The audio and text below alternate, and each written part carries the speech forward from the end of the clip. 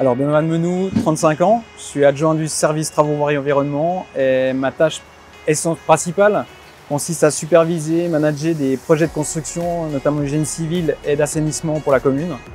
Donc que ce soit de la conception du projet jusqu'à la réalisation et ensuite l'entretien pour assurer la pérennité et le fonctionnement de ces ouvrages.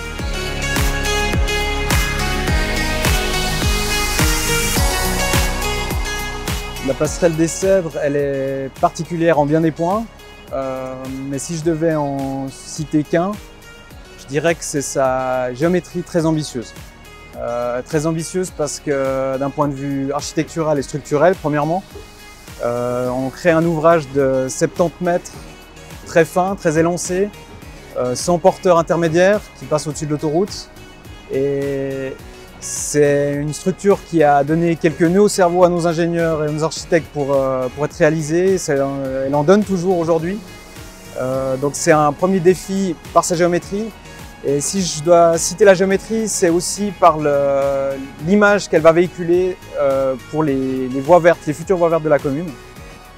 Parce que généralement, les voies vertes et les passerelles de mobilité douce ont une largeur de 3,50 m à 5,50 m. Alors que là, on va poser un ouvrage qui fait plus de 8 mètres de large. Donc, d'un point de vue image, on montre quand même un petit peu aussi la valeur et l'intention qu'on va donner à la mobilité douce dans le futur.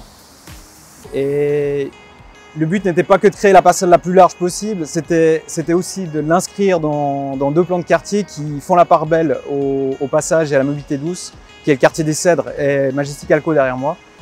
Donc il ne fallait pas non plus que l'ouvrage soit trop fin et puis semble incohérent par rapport au point d'accroche sur lequel on va la rattacher.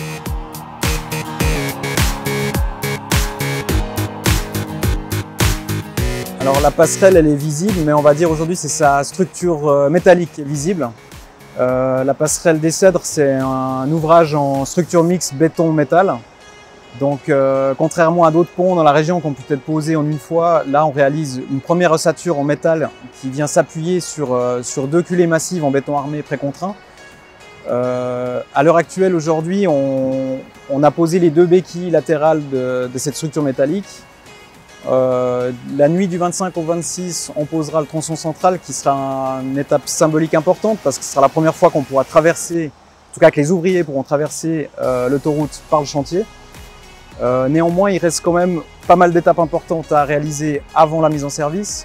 Donc durant l'automne, on va bétonner ce qu'on appelle le tablier, donc la surface du pont, les ailes et la partie centrale en béton. Restera également les garde-corps, les nouvelles parois anti-bruit à poser durant l'hiver. On va également réaliser différents aménagements extérieurs, des escaliers, des plantations. L'éclairage sera intégré dans les mains courantes et l'ouverture au public est envisagée pour le printemps, entre avril et mai.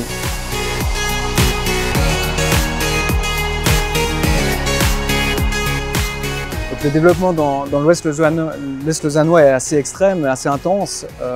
Pour coordonner et planifier ce développement, les 8 communes de l'Ouest ont établi un plan directeur intercommunal qui définit les enjeux stratégiques sur plein de thématiques, et notamment la mobilité. Et il est devenu essentiel de faire la part belle à la mobilité douce. Ce plan directeur ambitionne de doubler, en tout cas de motiver les gens à utiliser leur vélo, leurs pieds pour se déplacer. Et ce plan ambitionne de doubler en tout cas les flux vélos et piétons à l'avenir. Et le PDI définit des grandes lignes directrices, des grandes voies vertes directrices dans l'Ouest lausannois et plus, en direction de Lausanne et Morges, dans le plan d'agglomération de Lausanne-Morges. Et cette passerelle pour Chavannes, c'est un élément de franchissement qui était essentiel pour arriver à construire d'ici 2040 ces voies vertes.